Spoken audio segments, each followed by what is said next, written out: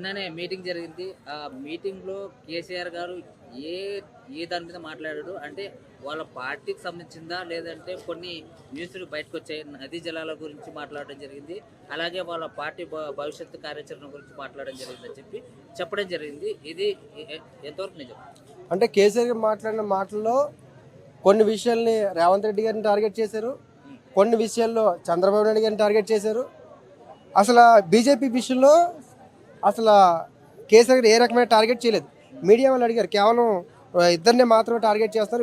BJP అంశం మీద కూడా అడగమని అడిగితే బీజేపీని కూడా మేము వ్యతిరేకిస్తాము, ఈ రాష్ట్రానికి సంబంధించింది దోచుకుంటే బీజేపీ వాళ్ళు ఖచ్చితంగా ఆ అంశాల మీద కూడా మేము మాట్లాడతామని చెప్పి కేసీఆర్ గారు చెప్పారు. కానీ కేసీఆర్ గారి మాటలు మొత్తం గమనించిన తర్వాత కొన్ని విషయాల్లో మాత్రం నాకు అభ్యంతరం ఉంది. ఎందుకంటే కేసీఆర్ గారు చేసిన వ్యాఖ్యలు ఒకటి, ఆంధ్ర రాష్ట్ర అవతరణే తెలంగాణకి ఒక శాపం అని వ్యాఖ్యలు చేశారు.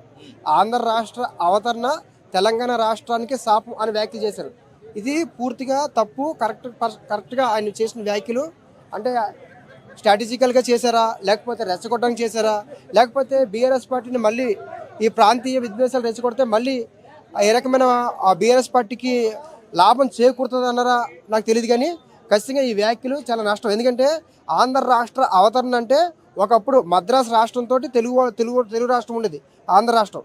మద్రాసులో ఉన్న వాళ్ళు అప్పుడు అందరినీ కూడా మద్రాసులు అంటే ఖచ్చితంగా తెలుగు వాళ్ళకి ఒక రాష్ట్రం కావాలని పొట్టి శ్రీరాములు గారు ఆమరణ నిరాదీక్ష చేస్తే ఆ ఆమరణ నిరాదీక్షలో చేసి చనిపోయిన తర్వాత అప్పుడు తెలుగు వాళ్ళకి ఒక రాష్ట్రం ఇచ్చారు. అలాంటి ఆంధ్ర రాష్ట్ర అవతరణే తెలంగాణకి శాపం అని కేసీఆర్ చెప్పడం అంటే ఆంధ్ర వాళ్ళు ఖచ్చితంగా మద్రాసులో ఉండిపోతే బాగుండు అన్నట్టుగా ఆయన కంటెంట్ లాక్కొచ్చారు. ఈ కంటెంట్లో చెప్తూ కూడా ఆయన చెప్పారు, ఇది విషయం కొంతమందికి బాధ కలగచ్చు, కొంతమందికి ఆ అభ్యంతరం కూడా రావచ్చు అని చెప్పారు. ఆ వ్యాఖ్యలు చెప్తూనే కొంతమందికి ఇది అర్థం కాకపోయి ఉండొచ్చు. కానీ ఖచ్చితంగా ఈ వ్యాఖ్యలు మీరు చంద్రబాబు నాయుడు గారిని తిట్టచ్చు, తెలుగుదేశం పార్టీని తిట్టచ్చు, లేకపోతే రేవంత్ రెడ్డి గారిని తిట్టచ్చు, కాంగ్రెస్ పార్టీ చేసిన ప్రతి అంశం మీద మీరు పోరాడచ్చు, ప్రశ్నించవచ్చు. కానీ ఆంధ్ర రాష్ట్రాన్ని అంశాన్ని మీద మీరు తీసుకురావడం అనేది కరెక్ట్ కాదు. ఎందుకంటే ఆంధ్ర రాష్ట్ర అవతరణ అనేది అప్పుడో జరిగిపోయింది. మద్రాసు నుంచి అనేక ఉద్యమాలు చేసి తెలుగు రాష్ట్రం ఏర్పడితే ఆ రాష్ట్రమే తెలంగాణకి శాపం అంటే ఇది కరెక్ట్ రాష్ట్రం. మీరు 10 ఏళ్ళు అధికారంలో ఉన్నారు. ఇప్పుడు నీటి సంబంధించిన అంశాల మీద తెర మీద తీసుకొచ్చారు, తప్పులేదు. ఇప్పుడు ఇక్కడ రాష్ట్రంలో కాంగ్రెస్ పార్టీ అధికారంలో ఉంది, కేంద్రంలో బీజేపీ పార్టీ అధికారంలో ఉంది. మీరు పోరాడచ్చు, మీకు ప్రతిపక్ష హోదా ఉంది. ఇప్పుడు ఆంధ్రలో జగన్మోహన్ రెడ్డి గారు ప్రతిపక్ష హోదా లేదు, కానీ మీకు ప్రతిపక్ష హోదా ఉంది. మీకు మెజార్టీ కొన్ని ఎమ్మెల్యే సీట్లు కూడా ఉన్నాయి, మీరు అడగచ్చు. గతంలో మీరు 10 ఏళ్ళు అధికారంలో కూడా ఉన్నారు. అక్కడ జగన్మోహన్ రెడ్డి గారితో కూడా మీరు పాజిటివ్గా కొనసాగించారు, కేంద్రంలో కూడా మీరు పాజిటివ్గా కొనసాగించారు. 10 ఏళ్ళ అధికారం ఎవరికీ రాలేదు. జాతీయ పార్టీ అని కాంగ్రెస్ పార్టీకి అంటే 2004లో వైఎస్ రాజశేఖర ముఖ్యమంత్రి అయ్యారు, 2009లో వైఎస్ రాజశేఖర ముఖ్యమంత్రి అయ్యారు, 2014 వరకు కాంగ్రెస్ పార్టీ అధికారంలో ఉంది, 2014 నుంచి 23 వరకు బీఆర్ఎస్ పార్టీ అధికారంలో. 10 ఏళ్ళు కాంగ్రెస్ పార్టీ అధికారంలో ఉంది, 10 ఏళ్ళు బీఆర్ఎస్ పార్టీ అధికారంలో ఉంది. ఇక్కడ చంద్రబాబు నాయుడు గారిని ఒక అంశం తీసుకొచ్చి ఇంకెన్ని రోజులు ఈ ఓట్లు రాజకీయ ప్రాంతాల మధ్య విద్వేషాలు ఎందుకు తీసుకొస్తున్నారు? తెలుగుదేశం పార్టీని విమర్శించండి, చంద్రబాబు నాయుడు గారిని కూడా విమర్శించండి, కానీ ఆంధ్ర రాష్ట్రానికి సంబంధించిన అంశాల మీద తీసుకురాకూడదని నా విజ్ఞప్తి. అయితే ముఖ్యంగా చూసుకుంటే ఇప్పుడు ఏదైతే నదీ జలాలు ఉన్నాయో ఆ విషయంలో దాదాపు సుదీర్ఘంగా 2 సంవత్సరాల తర్వాత నేను బయటికి రావడం జరిగింది. అది కూడా నదీ జలాలకు సంబంధించిన విషయంలో నేను రావడం జరిగింది. ఎందుకంటే గోదావరి జలాలు అనేటివి అటు తెలంగాణకు ఒక పట్టు లాంటిది. అలాంటి గోదావరి జలాలను సరిగ్గా వాడుకోక రైతులకు నష్టం కలిగించేలాగా ఉందని చెప్పడం జరిగింది. ఇప్పుడు ఇరిగేషన్ ప్రాజెక్టులో పూర్తిగా అబద్ధాలు చెప్పారని ఉత్తమ్ కుమార్ రెడ్డి గారు చెప్పారు. ఇందులో ప్రధాన అంశం ఏంటంటే దేవంగుల ప్రాజెక్టు అనేది ఒక అంశం తీసుకొచ్చారు. కేసీఆర్ గారు కూడా దేవంగుల ప్రాజెక్టు మీద మాట్లాడారు. ఈ దేవంగుల ప్రాజెక్టు కేసీఆర్ గారు తెలుగుదేశం పార్టీలో ఉన్నప్పుడు ప్రాజెక్ట్ అది. సో కేసీఆర్ గారు మళ్ళీ ఒక ప్రాంతీయ పార్టీ పెట్టి 10 ఏళ్ళు అధికారులు ఉన్నప్పుడు ఈ దేవంగుల ప్రాజెక్టు ఎందుకు పూర్తి చేయలేదని చెప్పి ఉత్తమ్ కుమార్ రెడ్డి గారు అడుగుతున్నారు. ఉత్తమ్ కుమార్ రెడ్డి గారు ప్రధానంగా చెప్తున్నారు, 1,00,000 కోట్లు కేవలం కాళేశ్వరం ప్రాజెక్టుకి పెట్టారు. కొన్ని ప్రాజెక్టులు ఉన్నాయి కదా, వాటిలో కొంత ఒక 20,000 కోట్లు, 30,000 కోట్లు, 40,000 అలాగా విభజించుంటే మిగతా ప్రాజెక్టులు పూర్తయ్యాయి కదా. ఏ ప్రాజెక్టులు అయితే లాభాలు వస్తాయో, ఏ ప్రాజెక్టులు అయితే మీకు కమిషన్లు వస్తాయో అలాంటి అంశాలనే తెర మీద తీసుకున్నారు. మిగతా ప్రాజెక్టులు కూడా ఈ 1,00,000 కోట్లు ఒకే ప్రాజెక్ట్ పెట్టడం వల్ల ఇలా నష్టం కలిగింది. ఆ మిగతా ప్రాజెక్టులు కూడా చేస్తుంటే బాగుండదు ఉత్తమ్ కుమార్ రెడ్డి గారు చెప్తున్నాను నేను ఈరోజు.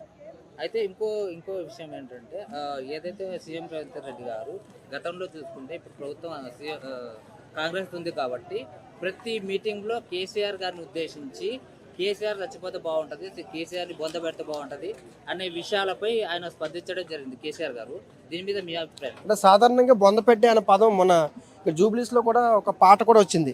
సో బొంద పెద్ద అనేది నార్మల్గానే, నిజంగా ఆ ఉద్దేశం కాదు.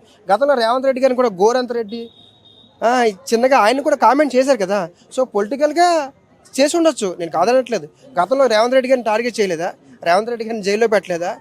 సో మీకు పొలిటికల్గా ఉంటే పొలిటికల్గా మాట్లాడండి. ఇప్పుడు మీకు ఏమంటే మీరు గత 10 ఏళ్ళు అధికారంలో ఉన్నప్పుడు మీరు ఈ ప్రాజెక్టులు ఎందుకు గుర్తు రాలేదు అంటున్నాను. ఈ 2 సంవత్సరాలు ఎందుకు ప్రశ్నించలేదు అంటున్నాను. గతంలో కేంద్రం బీజేపీ పార్టీతో బీఆర్ఎస్ పార్టీ గట్టి బాండింగ్ ఉంది. వైసీపీ పార్టీ అధికారంలో ఉన్నప్పుడు కూడా బీఆర్ఎస్ బాండింగ్ ఉందా లేదా? ఉంది కదా. మరి అప్పుడు అంటే పక్క రాష్ట్రమైన ఆంధ్ర రాష్ట్రానికి మీరు సపోర్ట్గా నిలబడ్డారు, కేంద్రంతో మీకు సపోర్ట్ ఉంది, 2 రాష్ట్రాల మీద సపోర్ట్ ఉన్నప్పుడు ఈ అంశాలు ఎందుకు పరిష్కరించుకోలేకపోయారు? అప్పుడు ఇప్పుడే మీకు ఈ మళ్ళీ బీఆర్ఎస్ పార్టీని లిఫ్ట్ చేయడానికి నిజంగా ఎవరు చెప్పలేదు. పంచాయతీ మొన్న సర్పంచ్ ఎన్నికల్లో నేనే చెప్పాను, బీఆర్ఎస్ పార్టీ గ్రామాల్లో బలపడుతుంది, కొన్ని స్థానాల్లో బీఆర్ఎస్ పార్టీకి ఎక్కువ వచ్చాయి, 9 జిల్లాల్లో బీఆర్ఎస్ పార్టీ బలపడుతుందని చెప్పాను. ఇప్పుడు ఈ అంశం చేయడం వల్ల ఏమవుద్ది, ఇప్పుడు బీఆర్ఎస్ పార్టీకి ఆంధ్ర వాళ్ళే ఎక్కువ ఓట్లు వేశారు. బీఆర్ఎస్ పార్టీ మొన్న ఖమ్మం జిల్లాలో 7 స్థానాలు కాంగ్రెస్కి వస్తాయని 2023లో నేను చెప్తే 8 సీట్లు వచ్చాయి. సో ఇప్పుడు మొత్తం తెలంగాణ మొత్తం బీఆర్ఎస్ పార్టీ ఓడిపోతే ఈ హైదరాబాద్ సిటీ మొత్తం కూడా ఆంధ్ర వాళ్ళే బీఆర్ఎస్ పార్టీకి ఓట్లేసి గెలిపించారు. ఇప్పుడు అలాంటి ఆంధ్ర వాళ్ళ మధ్య విభజన తీసుకురావడం, ఆంధ్ర వాళ్ళ టాపిక్ తీసుకురావడం అనేది బీఆర్ఎస్ పార్టీకి నష్టం. కేసీఆర్ గారికి తెలిసి వ్యాఖ్యలు చేశారా, తెలియక చేశారా? చంద్రబాబు నాయుడు గారిని తిట్టండి, తెలుగుదేశం పార్టీని కూడా తిట్టండి, కానీ ఆంధ్ర వాళ్ళ అంశం మీద మాత్రం తీసుకురావద్దు. అది బీఆర్ఎస్ పార్టీకి నష్టం. రేపు కార్పొరేషన్ ఎలక్షన్స్ ఉంటాయి, ఖచ్చితంగా అగ్నిస్ట్గా ఓట్లేస్తారు. కాంగ్రెస్కి నచ్చినా నచ్చకపోయినా బీజేపీకి వేయచ్చు, కాంగ్రెస్కి వేయచ్చు, బీఆర్ఎస్ పార్టీకి వేయరు. బీఆర్ఎస్ పార్టీలో చాలామంది ఆంధ్ర ప్రాంతం చెందిన వాళ్ళు ఈరోజు చాలామంది పదవులు ఉన్నారు, ఆ పార్టీలు కూడా పనిచేస్తారు. రేపు వాళ్ళందరూ కూడా బయటకు వచ్చే అవకాశం ఉంటుంది. ఇంకోటి ఏంటంటే చంద్రబాబును ఉద్దేశించి అలాగే రేవంత్ను ఉద్దేశించి ఒక మాట అనడం జరిగింది, చోటాబాయ్ బడేబాయ్ అని చెప్పి ప్రతిసారి సంబోధిస్తున్నారు. దీని గురించి మీరేమంటారు? చంద్రబాబు నాయుడు గారి రాజకీయ గురువు కూడా కేసీఆర్ గారి రాజకీయ గురువు కూడా చంద్రబాబు నాయుడు గారే. ఒక పార్టీలో ఉన్నారు, గౌరవించడం తప్పేముంది? మీరు ఒక మీడియా స్థానంలో పనిచేస్తారు, మీకు కొంతమంది గైడెన్స్ ఇస్తారు, తప్పేముంది? ఇప్పుడు ఆయనకు పార్టీ ఉంది, చంద్రబాబు నాయుడు గారికి సంబంధించిన ఐడియాలజీ మీద చాలా, అంటే ఆయన తీసుకొచ్చిన కొన్ని నిర్ణయాల వల్ల చాలా, ఇంకా అవుటర్ రింగ్ రోడ్ కాబట్టి ఇవన్నీ డెవలప్మెంట్ చేశారు. సో ఒక మంచి కార్యక్రమం తీసుకున్నప్పుడు మీరు చేయొచ్చు. ఇక్కడ నేనేమన్నంటే చంద్రబాబు నాయుడు గారిని తిట్టొద్దనట్లేదు, తెలుగుదేశం పార్టీని కూడా తిట్టొద్దనట్లేదు. ఆంధ్ర వాళ్ళని ఇప్పుడు మళ్ళీ ఆంధ్ర వాళ్ళు ఆ టాపిక్ తీసుకురావడం, ఆంధ్ర రాష్ట్ర అవతరణే తెలంగాణకి ఒక శాపం అంటే ఆంధ్ర వాళ్ళు మద్రాసులో ఉండిపోవాలని అర్థం. ఆంధ్ర రాష్ట్ర అవతరణ అంటే మద్రాసు నుంచి ఆంధ్ర రాష్ట్రం విడిపోయింది. ఆంధ్ర రాష్ట్రం విడిపోయినప్పుడు తెలుగు వాళ్ళకి ఒక రాష్ట్రం వచ్చింది. అప్పుడు అంటే అది వ్యాఖ్యలు ఆయన చెప్పినప్పుడు కూడా, కేసీఆర్ గారు చెప్పినప్పుడు కూడా అదే చెప్పారు, నేను వ్యాఖ్యలు చేసిన వ్యాఖ్యల్ని కొంతమందికి బాధ కలుగుతుందని.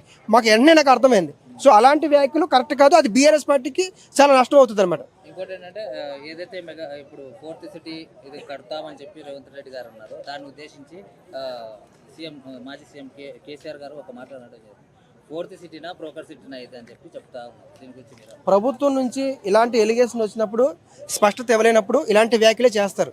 4th సిటీ అంటే ఇప్పుడు ఆల్రెడీ హైదరాబాద్ ఉన్న సిటీ కాకుండా ఇంకో సిటీ అనేది ఆయన తయారు చేస్తారు.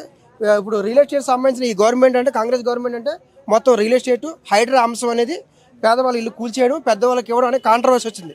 ఆ కాంట్రవర్సీ వచ్చినప్పుడు కాంగ్రెస్ ప్రభుత్వం నుంచి స్పష్టత ఇవ్వాలి, ఇవ్వకపోతే ఇలాంటి వ్యాఖ్యలే వస్తాయి. కాబట్టి దీని మీద కాంగ్రెస్ గవర్నమెంట్ చాలా స్పష్టంగా 4th సిటీ ఎందుకు పెట్టాము, ఎందుకు పెట్టాలని అనుకుంటున్నాము, దాని ఉద్దేశం ఏంటి, ఎంత విస్తరణ ఉంటుంది, కేవలం మీరు అక్కడ అధికారులకు మాత్రం కాదు, పబ్లిక్కి, మీడియా వాళ్ళకు కూడా స్పష్టత ఇవ్వాల్సిన అవసరం ఉంటుంది. అలా ఇవ్వకపోతే ఇలాంటి వ్యాఖ్యలే వస్తాయి. సో కాంగ్రెస్ పార్టీ నుంచి కూడా స్పష్టత ఇవ్వలేదు, 4th సిటీ పెడతాము అని చెప్తున్నారు తప్ప ఎందుకు పెడుతున్నారు, దేనికోసం, ఏ అంశం మీద అని స్పష్టత ఇవ్వలేదు.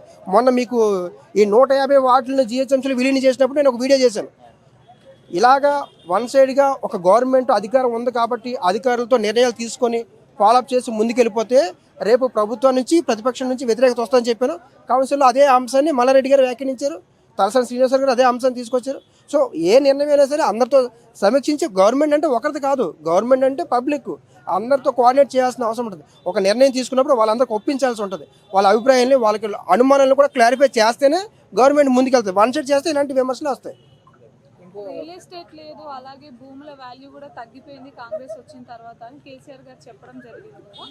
సో దానివల్ల ఇంపాక్ట్ అయ్యిందంటారా? నిజంగా రియల్ ఎస్టేట్ తగ్గిపోయిందా? అంటే రియల్ ఎస్టేట్ అంటే కొన్ని ఏరియాల్లో మాత్రం హైడ్రా అంశం ఎప్పుడైతే వచ్చిందో రియల్ ఎస్టేట్ కన్స్ట్రక్షన్స్ ఆగిపోయినాయి. ఎందుకు ఆగిపోయినాయి అంటే కొన్ని ఎఫ్డిఐలో ఉండడం వల్ల ఆ ల్యాండ్ గతంలో వీళ్ళు ఎవరైతే ఆక్యుపై చేశారో దానివల్ల కన్స్ట్రక్షన్ ఆపేశారు. అంటే ఒకళ్ళు కట్టినా కానీ హైడ్రా ఏమైనా అబ్జెక్షన్ చేస్తుందేమో, ఈ హైడ్రా అంశం మొత్తం ముగిసిన తర్వాత అప్పుడు మనం మిగతా అంశంలోకి వెళ్దాము అని చెప్పి ఆలోచించారన్నమాట. సో పూర్తిగా ఆగిపోలేదు, కానీ ఖచ్చితంగా హోల్డ్ పడ్డది, హోల్డ్ అయితే పడింది. ఒకప్పుడు 4 ఎకరాలు ఉన్న వాళ్ళు కూడా చాలా గొప్పగా బ్రతికే వాళ్ళు, 4 కోట్ల వాల్యూ ఉండేది ల్యాండ్కి, ఇప్పుడు అది లేదు అని కేసీఆర్ గారు ఈ విషయాన్ని కూడా ప్రస్తావించడం అయితే జరిగింది కదా. అలాగే మరి ఒకప్పుడు 1 ఎకరం కొనాలి అంటే కూడా ఎవరు కొనలేకపోయే వాళ్ళు, ఇప్పుడు కొనడానికి కొంచెమన్నా పాసిబిలిటీ పెరిగింది కదా, దానిపైన మీ ఒపీనియన్ ఏంటి? ఇంకా ల్యాండ్ వాల్యూ ఇంకా హైదరాబాద్లో పెరుగుతుంది, మొత్తం దేశం మొత్తం వాల్యూ పెరుగుతుంది. కానీ పెరిగిన వాల్యూ అనేది సామాన్యులకి అందుబాటులో ఉండాలి, ఉండకపోవడం వల్ల ఇలాంటి కాంట్రవర్సీ అవుతుంది. అందుకే అన్నాను, ఏ అంశం గవర్నమెంట్ తీసుకొచ్చినా మన 150 వాటిని ఇందులో విలీనం చేసినప్పుడు కూడా అదే వ్యాఖ్యలు చెప్పాను. 2 కోట్ల మంది హైదరాబాద్ సిటీలో, మొత్తం భారతదేశంలో అతిపెద్ద సిటీగా హైదరాబాద్ అవతరిస్తుంది, అందులో సందేహం లేదు. వీళ్ళకి 150 వాటిలు కలిపితే అప్పుడు 300 కార్పొరేటర్లు అవుతారు హైదరాబాద్. సో 300 కార్పొరేటర్లు అంటే మనకున్న ఎమ్మెల్యేలు ఏమో 117 వరకు 120 వరకు ఉన్నారు. అంటే ఎమ్మెల్యేల అసెంబ్లీ కంటే ఈ వ్యవస్థ ఎక్కువ అవుతుంది. అలా అంత పెద్ద వ్యవస్థ తయారు చేసేటప్పుడు అందరితో ప్రణాళికబద్ధంగా రాజకీయ నాయకులతో కావచ్చు, మేధావులతో కావచ్చు, అందరినీ కోఆర్డినేట్ చేసి వాళ్ళ అభిప్రాయాన్ని, వాళ్ళ ఒపీనియన్స్ని, వాళ్ళ అబ్జెక్షన్స్ని, వాళ్ళు ఏ అంశాలు లేవనెత్తున్నారో వాళ్ళ అనుమానాలు కూడా క్లారిఫై చేయాల్సిన అవసరం ఉంది. అంటే భూమి వాల్యూ పడిపోలేదు, భూమి వాల్యూ పడిపోదు, కానీ కన్స్ట్రక్షన్ అనేవి ఆగిపోయినాయి. కన్స్ట్రక్షన్ అనేవి ఈ హైడ్రా వల్ల కొన్ని ప్రాంతాల్లో కన్స్ట్రక్షన్ చేయడం వల్ల హైడ్రా ఏమైనా అబ్జెక్షన్ చేస్తాయేమో ఆగిపోయాయి, కానీ భూమి వాల్యూ పడిపోదు, భూమి వాల్యూ ఇంకా పెరుగుతుంది. ఇప్పుడు ఈ 150 వాటిని విలీనం చేసినట్టు ఇంకా అయిపోతుంది. ఈ 4th సిటీ వల్ల ఏమవుతుందంటే ఇంకా అంటే విస్తరణ, హైదరాబాద్ అని విస్తరణ జరుగుతుంది. విస్తరణ చేయొద్దు అనట్లేదు. ఇప్పుడు అందులోని ఐడిపిఎల్ భూముల విషయం కూడా తీసుకొచ్చారు. ఐడిపిఎల్ భూముల విషయంలో కేసీఆర్ చెప్పారు, అది ఫార్మా ఇండస్ట్రీ వాళ్ళకి ఇచ్చింది, మీరు దాన్ని మళ్ళీ తీసుకొని ఎవరికో సల్మాన్ ఖాన్కు ఇంకెవరికో ఇస్తారంటే అది కరెక్ట్ కాదని చెప్పి. సో మీ అభిప్రాయం ఏదైనా ఉంటే, మీరు ప్రతిపక్ష పార్టీగా ఉన్నారు, మీరు ఒక ఎమ్మెల్యేగా ఉన్నారు, మాజీ ముఖ్యమంత్రిగా ఉన్నారు, మీకు చాలా వాల్యూ ఉంది. ఆ వాల్యూని అసెంబ్లీలోకి వచ్చి మీరు ఎక్స్ప్లెయిన్ చేయగలిగితే దీనికి అన్ని విషయాల మీద రేవంత్ రెడ్డి గారు కూడా, ప్రభుత్వం కూడా స్పష్టత ఇచ్చే అవకాశం ఉంటుంది. రేవంత్ రెడ్డి గారు ప్రభుత్వం స్పష్టత ఇవ్వకపోతే కూడా మీరు స్పీకర్ గారికి కూడా మీరు రిప్రజెంటేటివ్ ఇవ్వచ్చు ఈ అంశాల మీద, గవర్నమెంట్ మీద. అప్పటికి కూడా ఇవ్వకపోతే మొన్న జగన్మోహన్ రెడ్డి గారు గవర్నర్ గారిని కలిశారు కదా, అలాగా గవర్నర్ గారిని కూడా మీరు కలవచ్చు.